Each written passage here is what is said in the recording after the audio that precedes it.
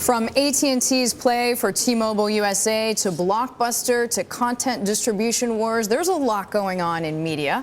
Our next guest is a co-founder and partner at Searchlight Capital, a private investment firm who's formerly the co-head of media and telecom at Apollo Global Management. We are pleased to welcome Erik Zinterhofer with us in the newsroom today. Erik, thanks so much for joining us here on the Inside Track.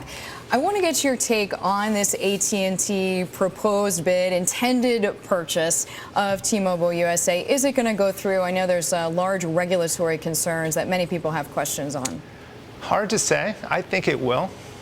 People felt in many instances that we were in a functional duopoly already before this merger occurred. And I think what will happen is the regulators will ask for a lot as part of the merger. As an investor, I'll look to see what divestitures occur.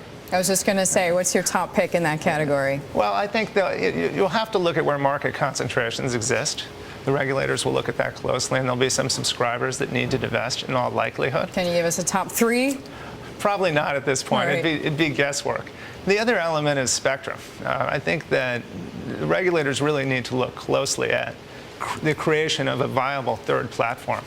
And part of that element is spectrum and releasing enough spectrum for the players, the third players, to really utilize effectively. So from an investor's point of view, somebody wants to take advantage of the situation. The best thing, as you say, figure out where the divestitures are, and then what do you do with that information? I mean, do you look to buy shares in those companies? What's the best way to play this potential merger? Well, as a private investor, you may look at those potential divestitures. Somebody obviously has to take those on.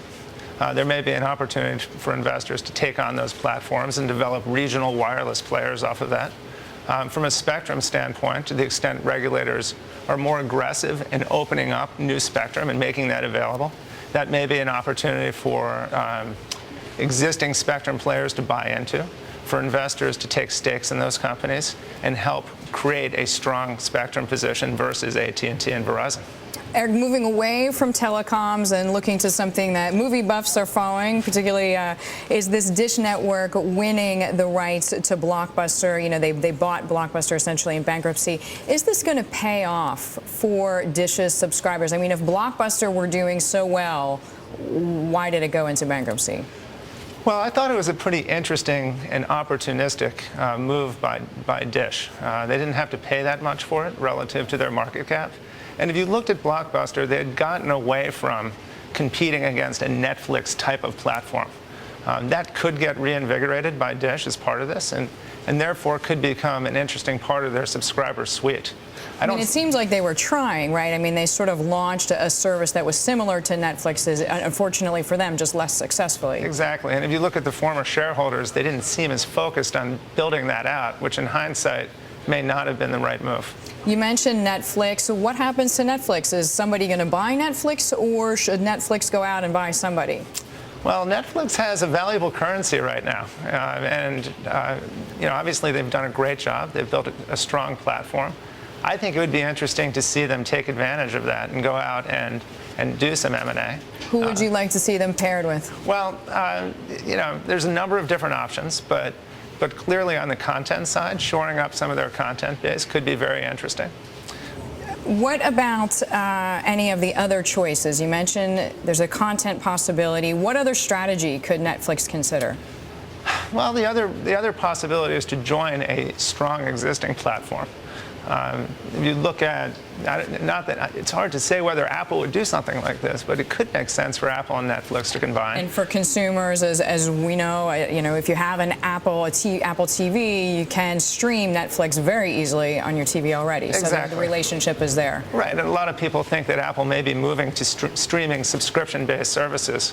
And as you know, as a consumer right now, one of the great things about Netflix is that subscription-based element, whereas Apple TV is more of a pay-per-movie or a pay-per-product type of service. Who do you think wins the contest between old and new media? If you look across the landscape between Zuckerberg, Larry Page, Rupert Murdoch, even Silvio Berlusconi, who comes out on top at the end of the day? That's a great question.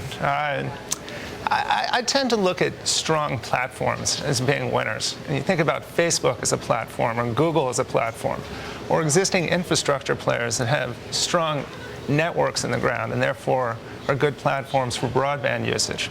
Think about satellite infrastructure companies that are uniquely positioned to distribute digital television globally. So is distribution king versus content being king? Well, I like the distribution players and I like the platform players. I think there are elements of content which are fantastic. Things like sports content. There's something perennial about that that will always be strong and somewhat recession-proof. What might not be perennial is the $4 as a subscriber, right, that Disney gets for ESPN. How long is that going to last? Well, it's a good question. Certainly for the foreseeable future, I think it will, given the strength of ESPN's platform. But over time, we'll have to watch and wait and see. Erik, to move away from the media industry and going back to your days in the private equity space and obviously what you are now at Searchlight Capital as the founder.